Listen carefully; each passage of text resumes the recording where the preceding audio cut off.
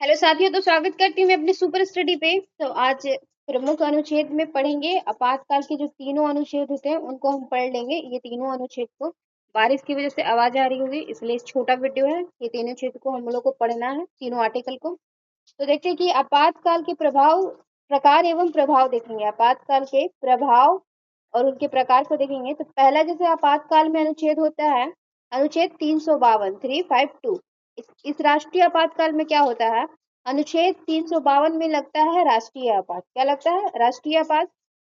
देखते हैं इसके पॉइंट्स को कि राष्ट्रीय आपात के दौरान संघ और राज्यों के मध्य शक्ति का विभाजन समाप्त हो जाता है। जब राष्ट्रीय आपात लगता है तो संघ यानी केंद्र सरकार और राज्य सरकार का जो शक्ति होता है वो समाप्त हो जाता है। और आगे बढ़ते हैं। और संघ सूची राज्य सूची के विषय पर विधि का निर्माण कर सकती है।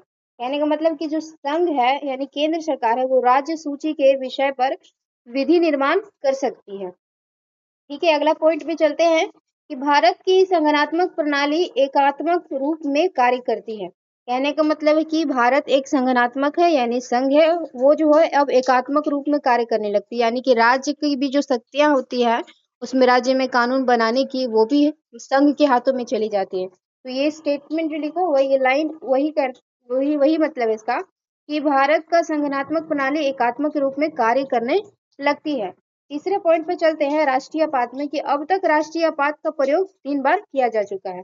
याद रख लेंगे कि 352 अनुच्छेद में राष्ट्रीय आपात संबंधित है और अब तक 3 बार राष्ट्रीय आपात लग चुका है।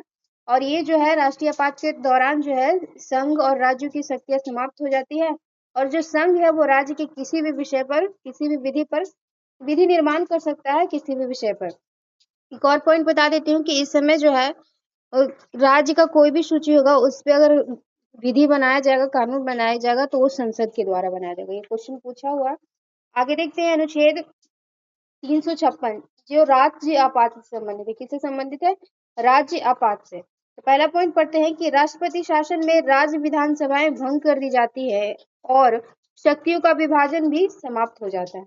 तो अनुच्छेद 356 है वो राष्ट्रपति से संबंधित है। इस राष्ट्रपति शासन में राज्य की विधानसभाएं जो होती है वो भंग कर दी जाती है और शक्तियों का जो विभाजन है वो भी समाप्त हो जाता है। जैसे कि संघ से, केंद्र से जो है वो राज्य को कुछ शक्तियां मिली है वो भी समाप्त हो जाती है राष्ट्रपति शासन के अनुसार, जब राष्ट्रपति लगा रहता है तब। फिर देखते हैं कि राष्ट्र की भारत की शासन प्रणाली एकात्मक स्वरूप का ग्रहण कर लेती है। जैसे यहाँ भी बताया गया था कि एकात्मक हो जाता है, उसी तरह बोलता है कि भारत की जो शासन प्रणाली है एकात्मक रूप ग्रहण कर लेती है। तीसरा पॉइंट देखते हैं कि अब तक राष्ट्रपति शासन का प्रयोग 120 से अधिक बार किया जा चुका है।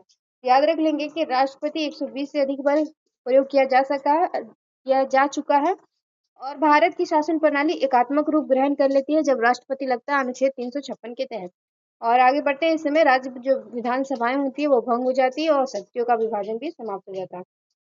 तीसरे आते हैं राष्ट्रपति अनुच्छेद में जो कि 360 है और वित्तीय आपात से संबंधित है। तो वित्तीय आपात से संबंधित देख लेंगे कि वित्तीय आपात में संघ और राज्यों के मध्य करों का विभाजन स्थगित हो जाता है। यानी कि जो भी कर से पैसा वैसा मिलता है वो संघ और राज्य के बीच में वो समाप्त हो जाता है, स्थगित हो जाता है, समाप्त नहीं, रुक जाता है। संघ एवं राज्य के अधीन कार्यरत सभी व्यक्तियों के वेतन एवं भत्ते कटौती की जाती है। उस समय जो है संघ में काम करे या राज्य में काम करे उनके वेतन भत्तों में कटौती की जाती है। कब? जब वित्तीय आपात लगता है अनुच्छेद 360। इसके अंतर्गत उच्चतम एवं उच्च न्यायालय न्यायाधीश भी शामिल होते हैं यानी उनके वेतन को भी कमी कर दी जाती है। ठीक है, आगे बढ़ते हैं। वित्तीय आपात का प्रयोग अब तक एक बार भी नहीं किया गया है। तो याद रखेंगे वित्तीय आपात का जो प्रयोग है अब तक एक बार भी नहीं किया गया है। तो ये तीनों अनुच्छेद थे जो कि आपात से संबंधित है, कई बार एग्जाम में पूछा जाता है, तो मैंने बता दिया है। अच्छा लगे तो जरूर सेशन को लाइक कर दीजिएगा।